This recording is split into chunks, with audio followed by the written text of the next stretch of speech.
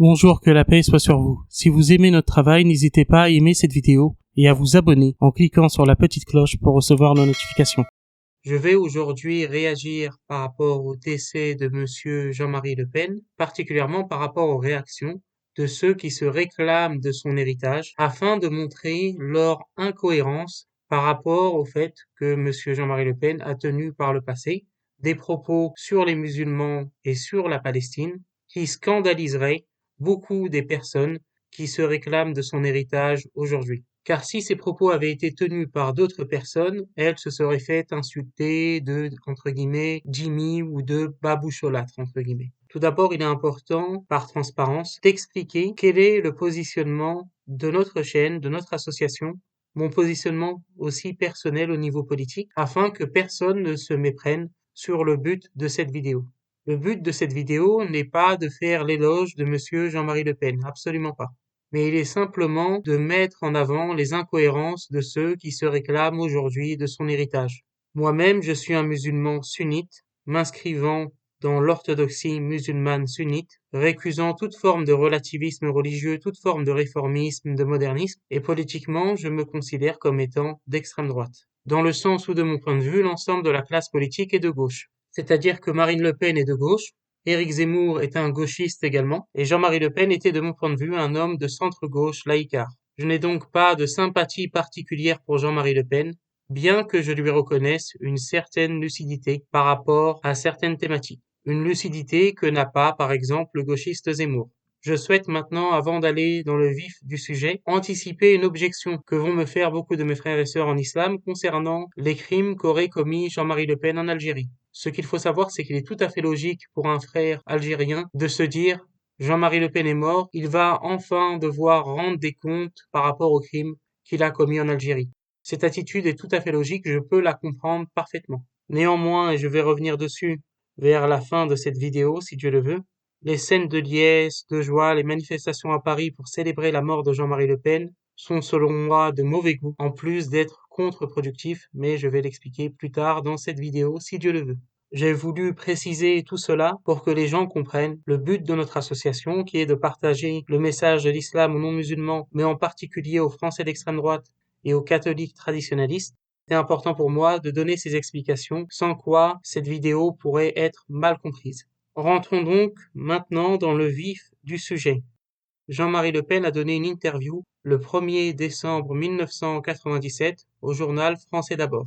Interview qui est passée relativement inaperçue, mais dans laquelle Jean-Marie Le Pen tient des propos sur l'islam qui lui vaudraient un véritable scandale aujourd'hui. Par exemple, comme vous le savez, l'association Millî est souvent attaquée par des personnes comme le gauchiste Damien Rieu. Pourtant, Jean-Marie Le Pen a rencontré son fondateur en Turquie. Son fondateur donc, Necmettin Erbakan, que Dieu lui fasse miséricorde, qui fut le mentor du président Erdogan, que Dieu le garde.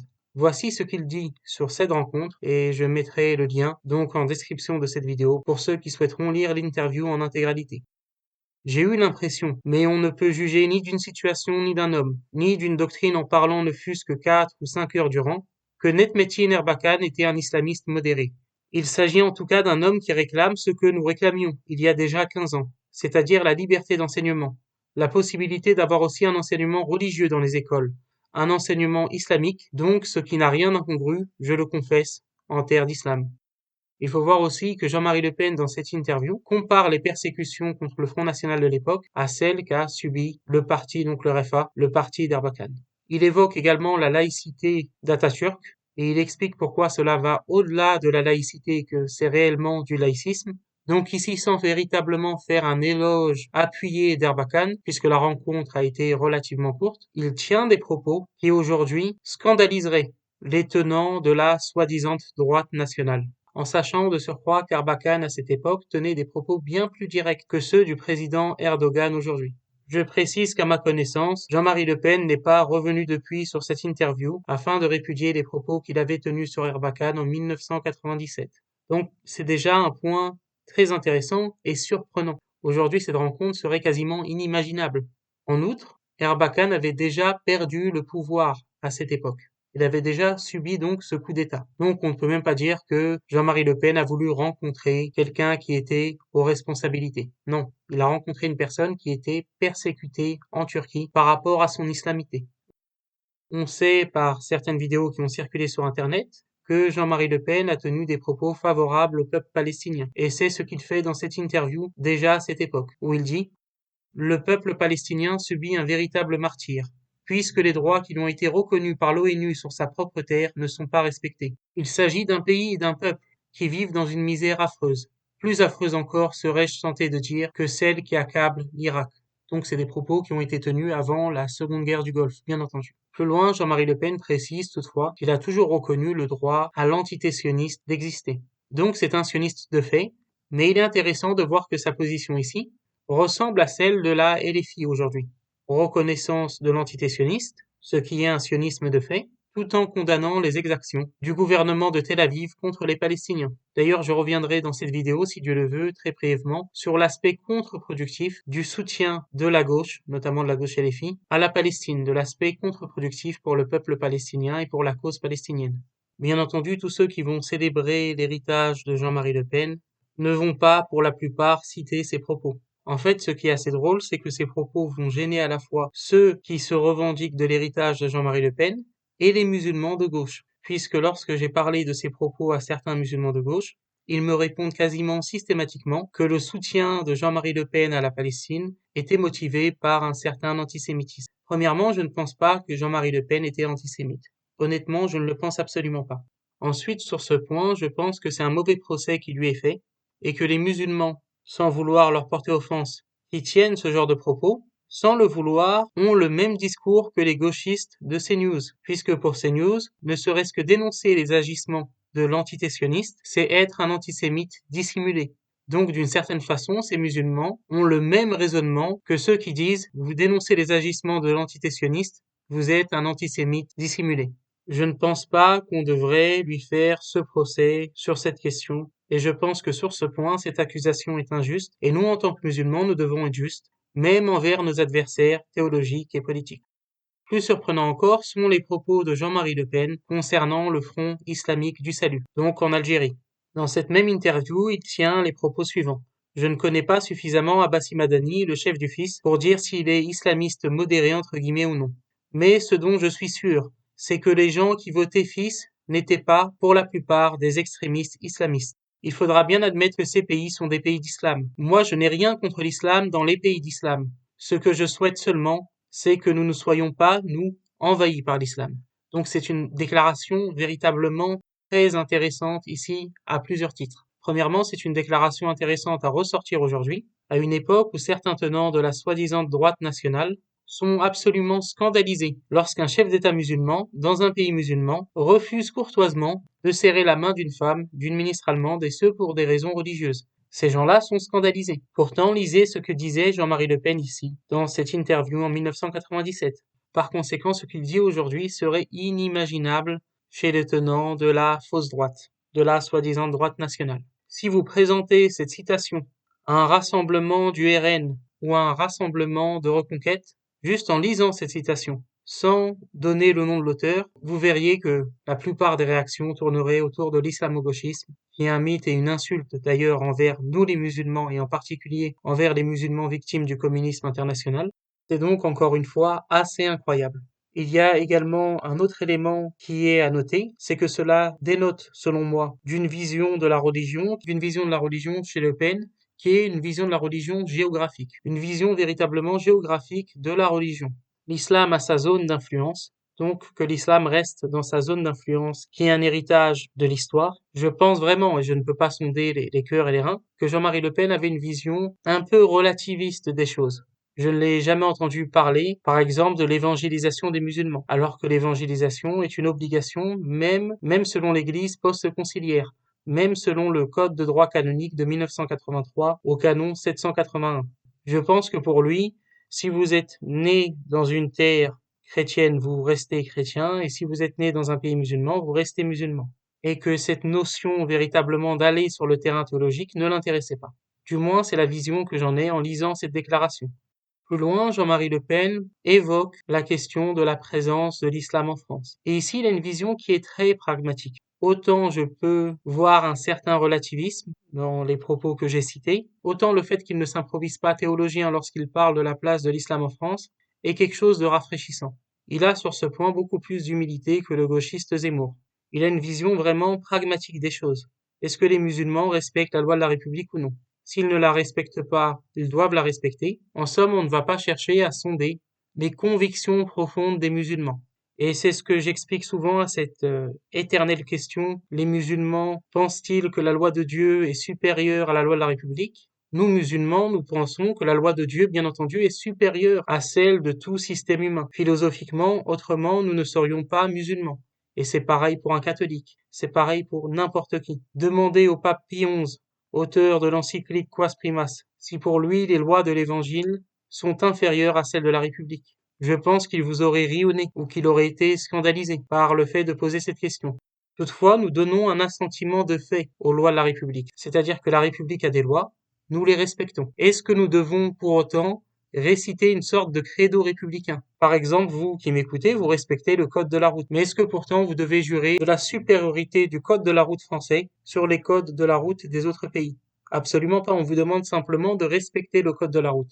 Pareillement pour les musulmans. Normalement, à moins que la République soit une nouvelle religion, la République, en principe, nous demande tout simplement un assentiment de fait à ces lois, et non pas un assentiment de foi. Ainsi, j'apprécie véritablement le pragmatisme des propos de Jean-Marie Le Pen.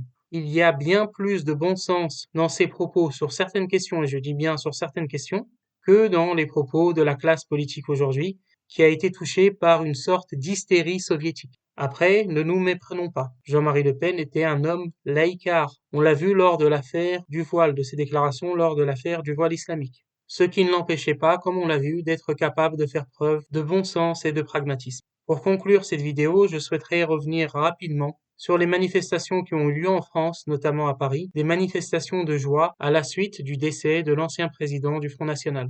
Quels que soient vos sentiments par rapport à ce décès. Et comme je l'ai dit au début, je comprends que quelqu'un qui est d'origine algérienne interprète cette mort comme étant le fait que Jean-Marie Le Pen va enfin comparaître devant le tribunal divin. Personne ne peut reprocher à quelqu'un qui a des sentiments très forts en lien avec la guerre d'Algérie de penser ainsi. Mais le fait de le manifester publiquement dans les rues de Paris, et de surcroît de le manifester en criant « l'Algérie a vaincu, la Palestine vivra », cela est contre-productif et c'est un euphémisme par rapport à la cause palestinienne en France. Honnêtement, quand j'ai vu ce type de vidéo, je me suis dit, le lobby sioniste n'a même pas besoin de travailler. Il suffit de laisser ses militants pro-palestiniens manifester afin de renforcer l'impopularité de la cause palestinienne au sein de la France profonde.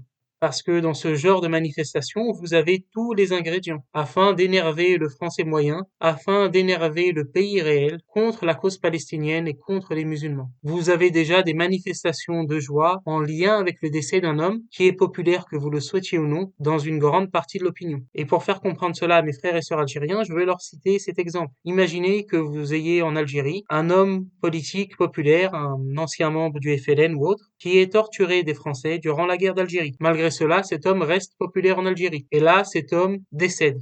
Et d'un coup, vous voyez dans les rues d'Alger des manifestations de liesse de la part de la diaspora française. Je sais que la situation n'est pas comparable totalement. Je sais que je mets de côté l'histoire coloniale. Mais je parle ici uniquement de perception, de ressenti.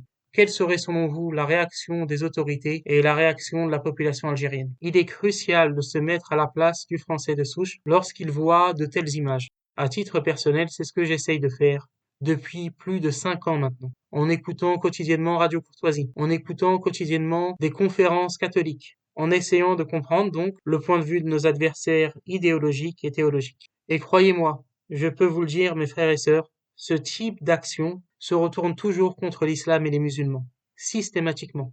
Le soutien de la gauche à la Palestine se retourne toujours contre nous. On a eu également, lors de cette manifestation, des drapeaux LGBT, drapeaux mi-LGBT, mi-communistes. Cela est du pain béni pour CNews, pour le gauchiste Zemmour, avec leur thèse de l'islamo-gauchisme, qui encore une fois est une insulte envers tous les musulmans du monde, et en particulier envers les musulmans victimes du communisme dans le monde. Les musulmans ont été persécutés par l'URSS, par Joseph Staline, qui voulait combattre le voile avec la politique des Houjoum.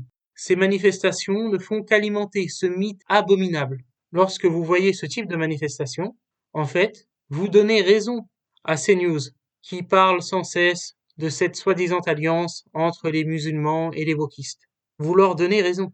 Vous alimentez malgré vous ce mythe. Pareillement, lorsque vous évoquez la guerre d'Algérie, en faisant inconsciemment culpabiliser le Français moyen par rapport à une guerre qu'il n'a pas connue, cela se retourne contre la cause palestinienne et contre les musulmans de façon générale. Lorsque vous faites cela, vous dites aux Français du pays réel, le lobby sioniste a raison, il y a véritablement une communauté de pensée entre vous et les sionistes. C'est exactement ce message que vous transmettez sans le vouloir aux Français de souche lorsque vous organisez ce genre de manifestation ou lorsque vous tenez ce genre de discours. Je voulais également vous parler de cette anecdote qui date d'il y a maintenant plus de 10 ans. Vraiment dans les débuts de notre association, à l'époque où je ne vivais pas encore au Royaume-Uni, où je vivais encore en France. J'avais, lors d'une journée organisée par une association musulmane dont je ne vais pas ici citer le nom, c'était une association de défense des droits des musulmans, j'avais rencontré par ce biais une personne qui accompagnait cette association sans en être membre, une personne également comme moi d'origine maghrébine avec laquelle j'avais sympathisé. Et progressivement, cette personne m'avait confié qu'elle avait un contact direct avec Jean-Marie Le Pen. En tout cas, si mes souvenirs sont bons, ou du moins qu'elle connaissait une personne qui avait un contact direct avec Jean-Marie Le Pen et qui pouvait organiser une rencontre. Et donc, nous avions discuté de l'opportunité d'une rencontre entre moi, un frère prédicateur, auquel j'avais pensé pour ses connaissances dans le monde de l'interreligieux, en particulier au niveau biblique, et monsieur Jean-Marie Le Pen, afin d'appeler ce dernier à l'islam. Cela ne s'est pas fait pour plusieurs raisons. Pour des raisons pratiques, progressivement, j'ai perdu le contact de cette personne en allant vivre au Royaume-Uni. Mais surtout, et je dois le dire à ma très grande honte, j'étais presque tétanisé par la colère qu'une telle rencontre aurait provoquée au sein d'une partie importante de l'opinion publique musulmane française. Si pour une raison ou pour une autre cette rencontre avait été rendue publique, je savais qu'il y aurait des réactions très négatives. Aujourd'hui, alors que Jean-Marie Le Pen est décédé, je regrette amèrement de ne pas avoir poursuivi cette piste afin de le rencontrer avec ce frère prédicateur, dans le but d'engager avec lui un dialogue de vérité, sans aucun relativisme, mais en toute courtoisie, afin encore une fois de l'appeler à l'islam. Je ne sais pas ce que cette rencontre aurait donné, mais cela aurait valu le coup de tenter l'expérience. Et si je vous parle de ça aujourd'hui, c'est pour aborder ce sujet du conflit d'intérêts qui existe chez nous qui sommes engagés dans l'interreligieux, chez les prédicateurs qui sont bien plus connus que nous, entre le fait que parfois faire une action qui est licite islamiquement et qui est bonne pour la prédication islamique en France, en particulier auprès des non-musulmans, peut avoir des répercussions négatives au sein de l'opinion publique musulmane française. Par conséquent, il y a parfois ce conflit d'intérêts entre les deux. Ce qui peut être positif dans le partage du message de l'islam aux non-musulmans, tout en étant bien évidemment licite islamiquement, peut être très mal perçu. C'est un conflit d'intérêts. Bien entendu, notre opinion publique, entre guillemets, n'est pas responsable de cela. C'est simplement un conflit d'intérêts qui est intrinsèque. Me concernant, je donne du crédit aux propos de ceux qui nous soutiennent ou qui suivent notre travail. Je prends en considération les conseils, lorsque les conseils sont donnés de bonne foi et sont pertinents. Mais depuis, j'ai décidé d'aller parfois contre mon opinion publique lorsque l'action que je mène est bonne islamiquement, c'est-à-dire qu'elle est licite, et est bonne stratégiquement, même si elle peut déplaire à une grande partie des musulmans en France. J'ai beaucoup appris de ce rendez-vous manqué, notamment le fait de ne pas vouloir sans cesse plaire à l'opinion publique musulmane française. Et ce, bien entendu, sans vouloir, à contrario, scandaliser mes frères et sœurs en islam. Tant que je peux éviter de scandaliser mes frères et sœurs en islam, ceux qui suivent notre travail, je le fais. Mais s'il y a un conflit d'intérêts et que l'action que je mène est un bien pour les non-musulmans qui vont écouter ce message, est un bien pour leurs âmes parce que ça peut les rapprocher du message de l'islam, je privilégie cela à l'opinion publique musulmane française. J'ai voulu faire cette petite parenthèse vraiment pour expliquer mon point de vue, ainsi vous comprendrez pourquoi parfois je prends certaines initiatives qui vont être vues comme étant impopulaires au sein de ma communauté. Ce qui n'enlève rien au contraire à l'amour que j'ai pour ma communauté. Voilà, c'est la fin de cette vidéo. Je vous remercie beaucoup pour votre attention. Que Dieu vous bénisse et que Dieu vous garde.